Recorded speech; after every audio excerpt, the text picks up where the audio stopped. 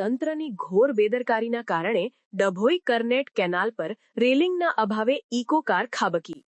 ડભોઈથી કરનેટ જતી નર્મદાની મુખ્ય કેનાલ પર વહેલી સવારે એક મોટી દુર્ઘટના ઘટતા રહી ગઈ.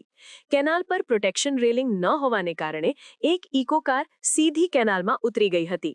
સદનસીબે સ્થાનિક લોકોની સમય સૂચકતાને કારણે કારમાં સવાર 2 વ્યક્તિઓનો જીવ બચી ગયો છે. વહેલી સવારે એક ઇકો ગાડી કરનેટ તરફથી આવી રહી હતી. આ દરમિયાન સામેથી આવતા એક બાઇક સવારને બચાવવા જતા ચાલકે સ્ટીયરિંગ પરથી કાબુ ગુમાવ્યો હતો. કેનાલના કિનારે સુરક્ષા માટે કોઈ પણ પ્રકારની રેલિંગ કે પ્રોટેક્શન વોલ ન હોવાથી કાર સીધી કેનાલના ધસમસતા પ્રવાહમાં ખાબકી હતી. ગાડી કેનાલમાં પડતા જ અંદર સવાર લોકોએ બૂમાબૂમ કરી મૂકી હતી. અવાજ સાંભળીને આસપાસના ગ્રામજનો અને રાહદારીઓ તાત્કાલિક ઘટના સ્થળે દોડી આવ્યા હતા. લોકોએ ભારે જહેમત બાદ કારમાં ફસાયેલા બંને મુસાફરોને સુરક્ષિત બહાર કાઢ્યા હતા. પ્રાથમિક માહિતી મુજબ બંનેને સામાન્ય ઈજાઓ પહોંચી છે, પરંતુ એક મોટી જાનહાનિ ટળી છે. આ અકસ્માતને પગલે સ્થાનિકોમાં નર્મદા નિગમના અધિકારીઓ સામે ભારે રોષ જોવા મળી રહ્યો છે.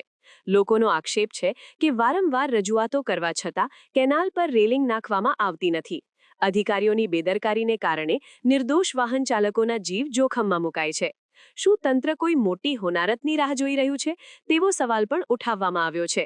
જો આજે લોકો સમયસર ન પહોંચ્યા હોત તો 2 પરિવારોએ પોતાના સ્વજન ગુમાવ્યા હોત.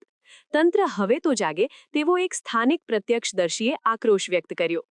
હવે જોવાનું એ રહ્યું કે આ અકસ્માત બાદ પણ નર્મદા નિગમ સફાળું જાગીને રેલિંગનું કામ પૂર્ણ કરશે કે પછી હજુ પણ કોઈ ગંભીર દુર્ઘટનાની રાહ જોશે.